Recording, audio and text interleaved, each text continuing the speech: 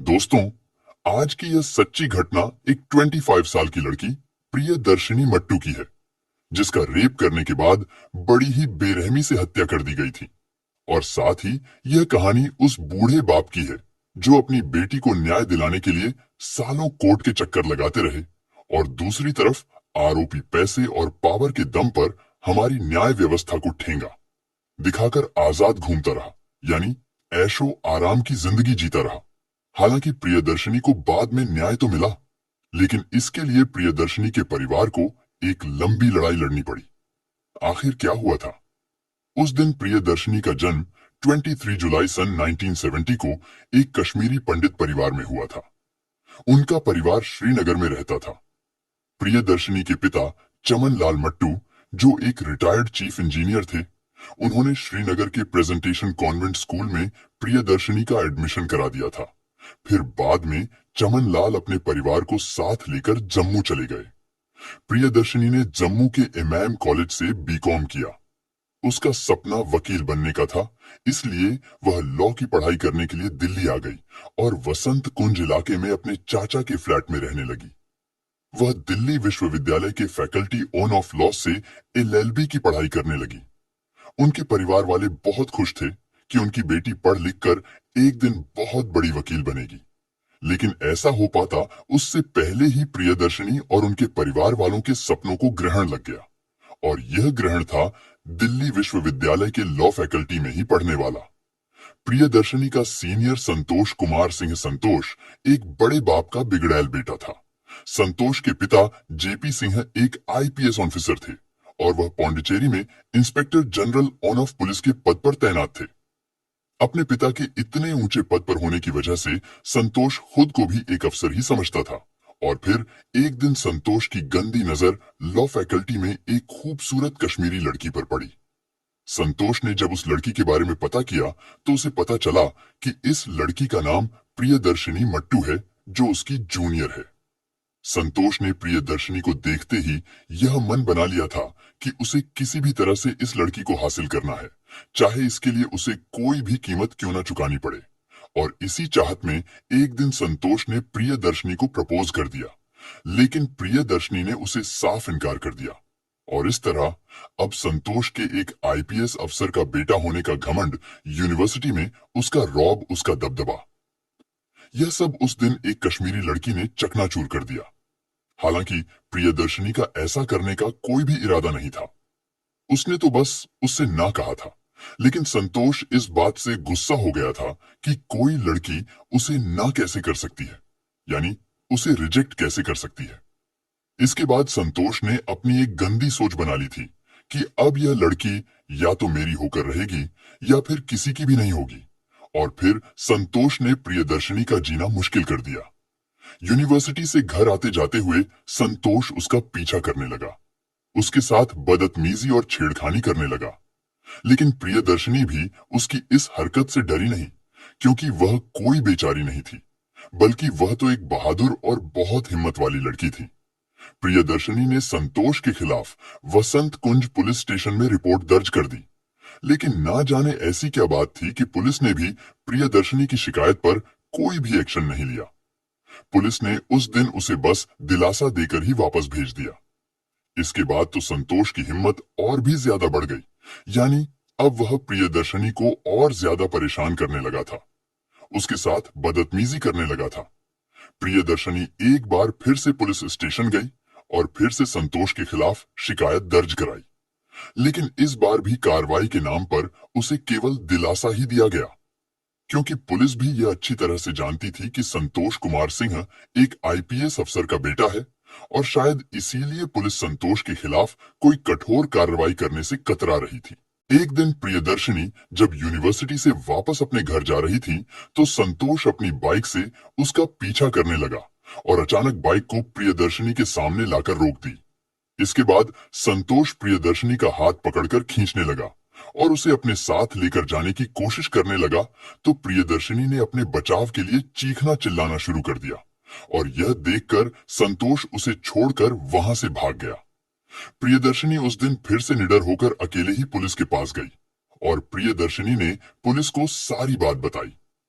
इस बार पुलिस ने इस मामले में थोड़ी गंभीरता दिखाई और संतोष कुमार सिंह को प्रियदर्शनी से दूर रहने की चेतावनी दी।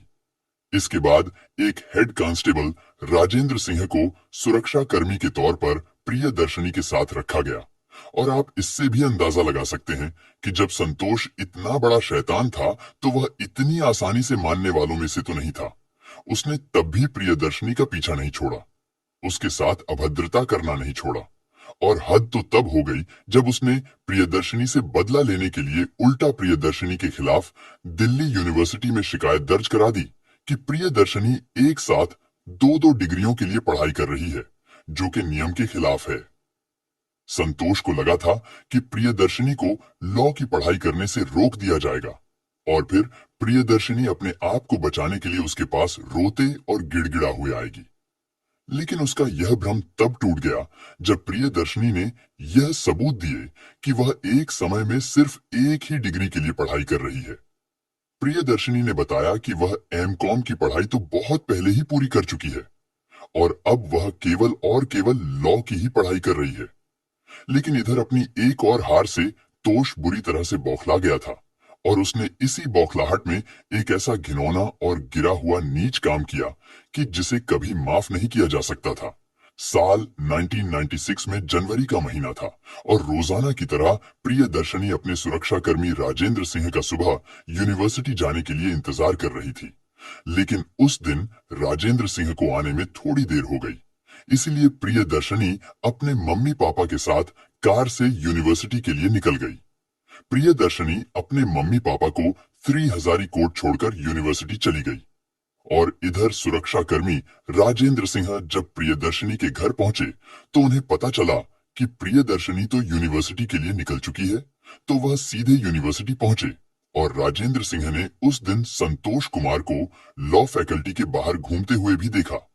हालांकि संतोष तो यूनिवर्सिटी से एक साल पहले ही पास आउट हो चुका था, यानी उसकी पढ़ाई एक साल पहले ही खत्म हो चुकी थी, लेकिन इसके बाद भी वह प्रियदर्शनी के लिए यूनिवर्सिटी में घूमता रहता था। उस दिन भी प्रियदर्शनी जब सुबह के 11:30 बजे वाली क्लास में बैठकर पढ़ाई कर रही थी। फिर जब क्लास खत्म हुई तो प्रियदर्शनी कांस्टेबल राजेंद्र सिंह के साथ करीब 2 या 2:30 बजे के आसपास वापस अपने घर चली गई। घर पहुंचने के बाद प्रियदर्शनी ने राजेंद्र सिंह को शाम के 5:30 बजे वापस घर पर आने को कहकर उन्हें वहां से भेज दिया और उस समय प्रियदर्शनी अपने फ्लैट में बिल्कुल अकेली थी, क्योंकि उस समय प्रियदर्शनी के घर का कुक भी अपने एक दोस्त से मिलने के लिए कहीं बाहर गया हुआ था। इसके बाद 5 o'clock बजे के आसपास जब कुक वापस फ्लैट पर आया तो वह कुत्ते को घुमाने के लिए एक बार फिर घर से बाहर चला गया और अब फ्लैट में प्रियदर्शनी एक बार फिर से अकेली रह गई। और ठीक उसी समय संतोष कुमार सिंह प्रियदर्शनी के दिल्ली के वसंत कुंज इलाके वाले फ्लैट पर अपनी बाइक से पहुंचा। वह अपनी बाइक खड़ी करके हेलमेट को हाथ में लिए हुए प्रियदर्शनी के दरवाजे पर आया और वहीं खड़ा होकर इंतजार करने लगा। उस दिन उसे प्रियदर्शनी के एक पड़ोसी कुप स्वामी ने भी देखा था कि संतोष प्रियदर्शनी के फ्लैट के बाहर खड़ा है और फिर मौका देखकर संतोष किसी तरह से प्रियदर्शनी के फ्लैट के अंदर घुस गया। लेकिन कुछ रिपोर्ट्स में यह भी बताया गया है कि उस समय फ्लैट में प्रियदर्शनी के साथ उनका नौकर वीरेंद्र भी था और उसी ने दरवाजा खोला था। हालांकि वह संतोष को घर के अंदर आने नहीं दे रहा था। लेकिन जब संतोष ने वीरेंद्र से विनती की कि वह प्रियदर्शनी से सुलह करने के लिए आया है, वह उससे माफी मांगने आया है, तब वीरेंद्र ने उसे अंदर आने दिया। उसके बाद नौकर वीरेंद्र वहां से चला गया और फ्लैट के अंदर जाते ही संतोष चुपके से प्रियदर्शनी के रूम में चला गया। इसके बाद उस हैवान ने प्रियदर्शनी का रेप किया, फिर अपने साथ लाए। हेलमेट से प्रियदर्शनी के चेहरे पर जोर जोर से वार करना शुरू कर दिया। पोस्टमार्टम रिपोर्ट से पता चला कि प्रियदर्शनी के चेहरे और शरीर पर हेलमेट से करीब 19 बार वार किए गए थे और हेलमेट का वार इतना घातक था कि हेलमेट का शीशा तक टूटकर बिखर गया था। जरा सोचिए उस मासूम लड़की का क्या हाल हुआ होगा। प्रियदर्शनी खून में लटपट हो गई थी और उस मासूम लड़की के खूबसूरत चेहरे को उस हैवान ने बड़ी ही बेरहमी से खराब कर दिया था। यानी वह हैवान प्रियदर्शनी से अपनी हार बर्दाश्त नहीं कर सका और उसने अपनी हार को अपने अपमान के तौर पर लिया और इसी कारण उसने यह गंदी मानसिकता बना ली थी कि अगर मैं तुम्हें नहीं पा सकता तो तुम्हें कोई और भी नहीं पा सकेगा। इसीलिए संतोष कुमार ने प्रियदर्शिनी के चेहरे को हेलमेट से मार मार कर लहूलुहान कर दिया। हेलमेट के इतने घातक वार से प्रियदर्शिनी अधमरी हो गई थी। लेकिन संतोष कुमार सिंह यहां पर भी ना रुका। उसको लगा कि प्रियदर्शिनी अभी भी जिंदा है और वह सांसें ले रही है, तो संतोष कुमार घर में पड़ा, हीटर का तार उठा लाया और उसने पूरी ताकत से प्रियदर्श का गला घोट दिया और कुछ ही मिनटों में प्रियदर्शिनी की मौत हो गई। इसके बाद वह दरिंदा वहां से चला गया, लेकिन संतोष को प्रियदर्शिनी के फ्लैट से जाते हुए कई लोगों ने देख लिया था। उनमें बिल्डिंग का सिक्योरिटी गार्ड, प्रियदर्शिनी के पड़ोसी और नौकर वीरेंद्र भी शामिल था।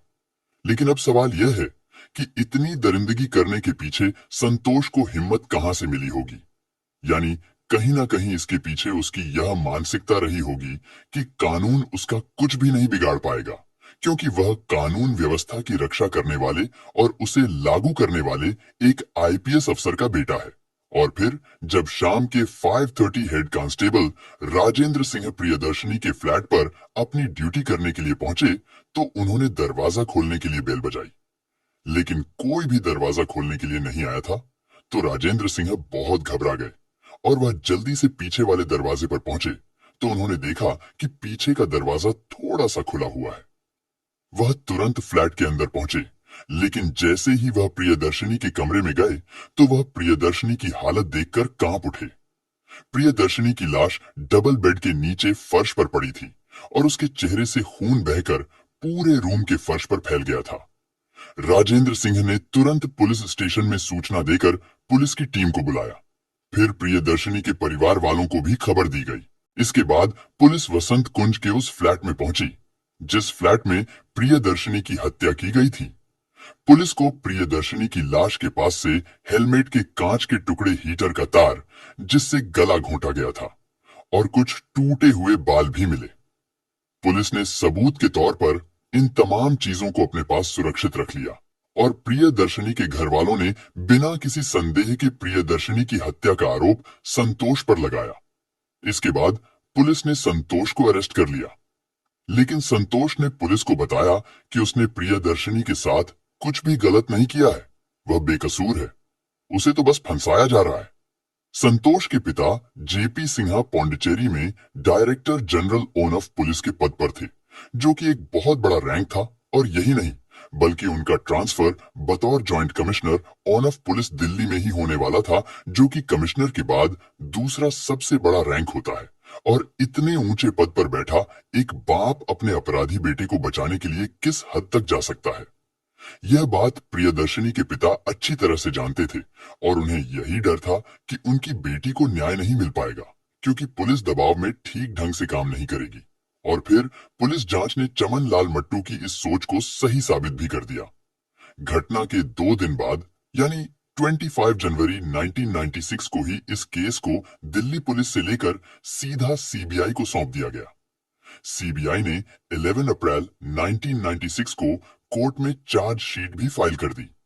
लेकिन 3 साल के एक लंबे समय के बाद 3 दिसंबर 1999 को निचली अदालत ने इस केस को लेकर अपना फैसला सुनाया।